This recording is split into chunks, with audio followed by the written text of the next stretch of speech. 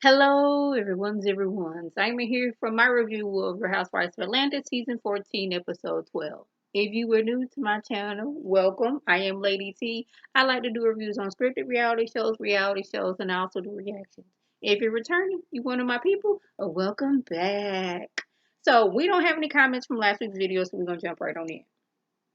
We're gonna start off with Marlo. Now, I don't know if this was Marlo's goal or not, but it seems like she's going out of her way to embarrass her nephew. Like, if that was what you were going for, ma'am, you have succeeded. She's talking about she's getting a call from one nephew saying that the other one is not bathing and he is not brushing his teeth, and the only thing he wants to do is sit around and play the video games.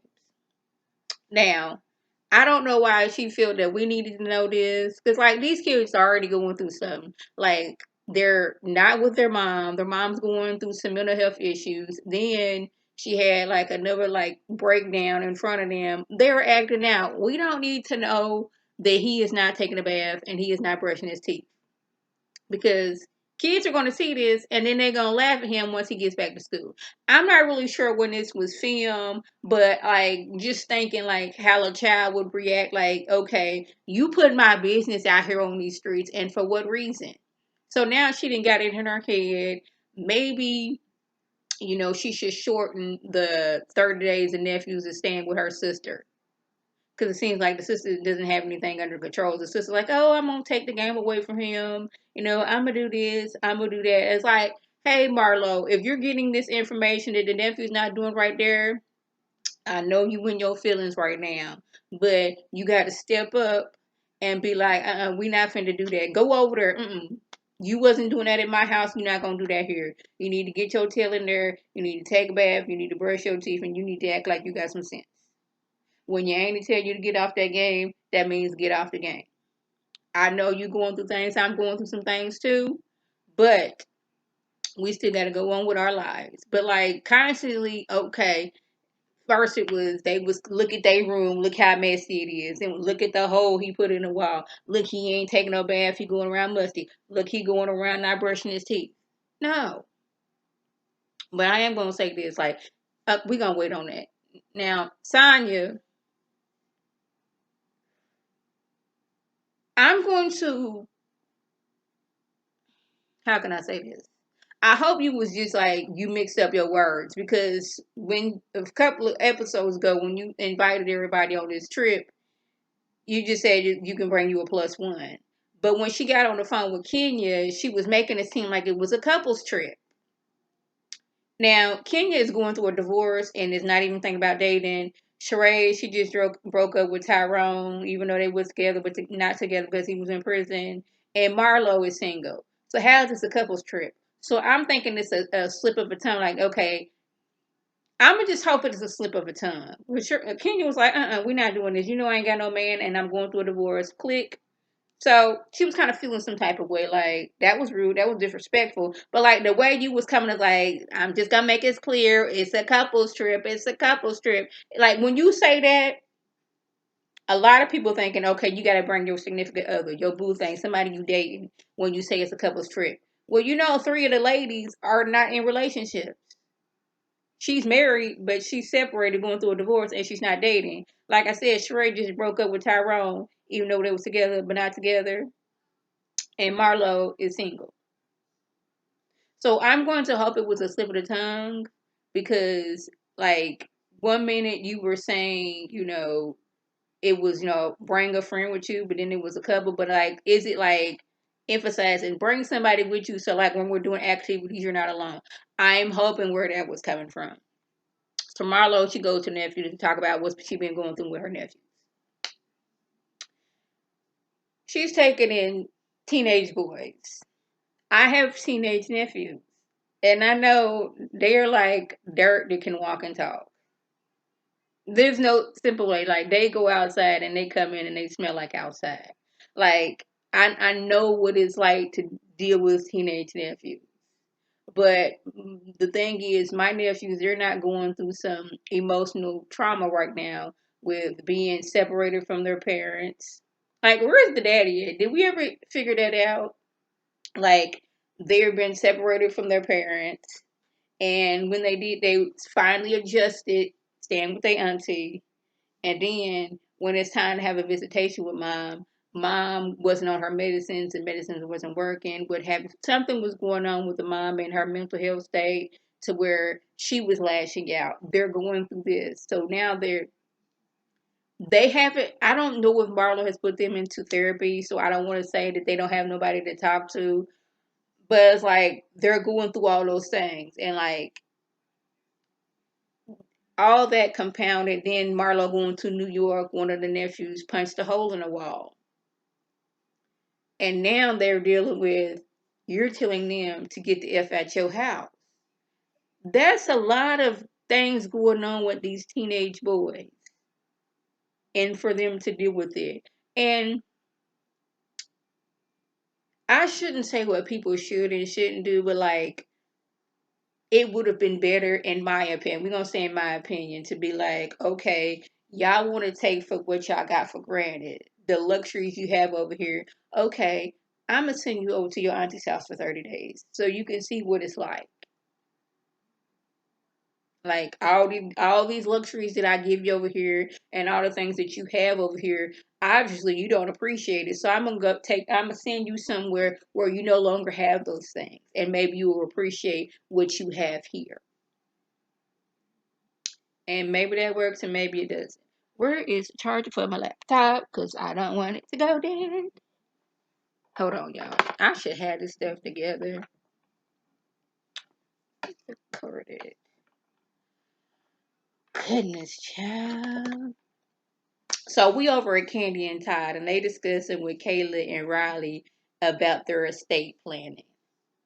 Now, I'm kind of with Todd because Todd, he's kind of on the thinking like if something would happen to he or Candy, we not just gonna give y'all a flat amount of money and y'all just got that for the rest of your life. No, okay, when you get to a certain age, you get a portion of the money. Live off of that, do business, travel, whatever you want to do. And then say 25. Okay, you turn 25. Say something happens now. You turn 25, you get a portion of your money. You get another portion when you turn 30. You get half of them when you turn 25, and you get half of that 30. Because he does not want them to just be out here just spending, spending, spending, and then you come a few years later, you don't have that money. But Riley's like, I'm very responsible and this, that, and the third. But like, I don't want to say she's not responsible, but like a lot of the stuff she has is because Candy has bought it for her. It's not she bought it for herself. But Candy, she's not so much of a thinking. And then it's okay, what if something did was happen to one of us? Like, then how are we going to handle the kids? And Candy doesn't know that Todd will make the same choices of her. Candace all of, okay, I have money, I have kids, I'm gonna give my kids what I want.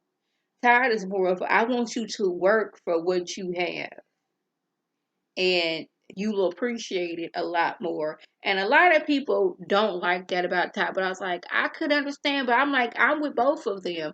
I want you to work for what you have, but still, okay, it's your birthday, give you some money. Might give you a car. But you still have a job and you're working for what you have. I will pay for your college. That way you ain't got to worry about no student loan debt hanging over your head. I understand both of their choices, but like I don't know how they're gonna get to that because this seems like a revolving door with them of how they spend money on their kids. And like you doing this for the daughter that you had, even though these are our kids, the daughter that you had before we got together and the daughter that I had before we got together, we are the way we handle them is differently. And that is very apparent. So Sonya had a little get together like a pre Jamaican vacation slash Sherry's birthday party. And you know, when somebody doesn't live with close to them, it's like, oh my goodness, I had to drive to several states just to get to your house. Yeah. but I am on the okay. Y'all living in this certain area and y'all paying this certain price. I will live in a whole nother county, still driving distance, if I can get my house like a a good chunk cheaper. That's where I'm at. Cause my auntie and uncle they live in ooh, I can't think of it right now, but they don't live in Atlanta. They live like right up the street from Stone Mountain. Cannot think of the area. Is it Gwinnett County? I'm wanting to say that is, but I can't remember the city. But yeah, nice area. Very, very nice area. I'll say that's where I would want to live at. I am not one of those have one of them huge, huge houses because my mind is okay. The property taxes, the electricity, the upkeep, all of those things. So Sonya and Kenya, they talk about Kenya hanging up on her. And Sonya, she explains that she wasn't able to finish. It's like, I'm saying if it's a couple's trip, but like, okay, if you don't want to bring a boo or a male friend, just bring a girlfriend. And that's what I thought the trip was supposed to be about in the beginning. It was like, okay, we going out of town. I want everybody to have somebody there with them. So bring you a plus one. So I don't know where things got muddied or if it was like, yeah, I wanted to be a couple's trip, but I realized that was the fault of my era, so I'm gonna change it up now. But I'm glad that her and Kenya was able to go off by herself and by themselves and talk. I did see how Bravo was being shady and showing that the light switch in like the outlets wasn't covered yet because Sonya had just painted. I noticed that, but like I am glad that the ladies was able to talk amongst themselves.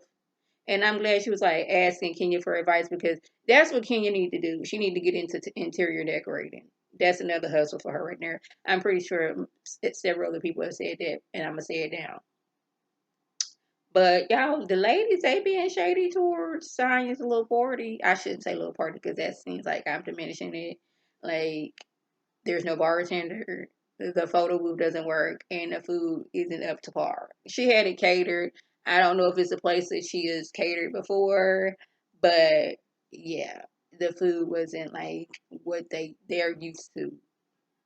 So now Sheree and Drew they going back and forth, all about something Fatum said. Now, is it beyond the scope of things that Sheree is not feeding stuff to Fatum for Fatum to say? I can see that Sheree is doing that. So, of course, she was going to take her frustration out on Sheree because she don't like Fatum. And Fatum she does do a lot. Now, Kenya in her confession talking about son Drew, she just loves to fight. She should be on the side of the road with "I will fight for free" sign. And then then Drew talking about something. Not Marlo, well, Sheree, you are old. He's like, you wish you look like me. And this is when Marlo was like taking up for Sheree, but shaded her in that same take up. Like, girl, you wish you looked good when you were 60. And it was like she 52. She's like, ooh, my bad. I was like, look at you, like having Sheree's back, but shading her and not realizing you were shading her. Or maybe you did realize it. You don't care. So nothing else really had was going on. Candy did have a birthday party for Ace. He turned at 6. I was like, first of all, Voice just tried to leave me right then and there, and that was very disrespectful. Like Ace is 6 hours. Again, Voice just leaving. Hold on. I know coffee is not the best thing for this right now, but I need my coffee. We're gonna sit you right there. You out of frame. But I'm like, Ace is already 6? Like, the time does fly. She had, like, his birthday is during the week, so we're gonna have a party on his birthday with the cousins and everything, but we gonna do it big on his birthday. They had like a gaming station outside in this little like trailer like situation, so they was able to play games. My youngest nephew, he is into gaming too. I never did like when I could not stand it when my brother and my little sister would end up be playing like what was it? It was some game I could not stand it. And it was like real people fighting and it was like at war and stuff like World of Warcraft. I just not it. Halo and all that stuff. I could not stand that. I'm more of a, I like what's it called? Sims. I like Sims. I used to like a game. I think it was like on Xbox 360, Fusion Frenzy, Mario Party. That's my game right there. That's me right there. So, y'all ain't even here for that. Y'all, that was the gist. If I left anything out, by means leave a comment below. If you were new to my channel, welcome. Feel free to subscribe. It's free all day, every day, free 99. Make sure your notifications are on so when my beautiful face of a video. You can click on it, you can like it, you can share it with your people, and you can come over and be one of my peoples. If you're already one of my peoples, oh, welcome back. Y'all know what to do. Tell your people to tell their people to come over and be one of my peoples by clicking that icon above. This is Lady T signing off. Have a good one.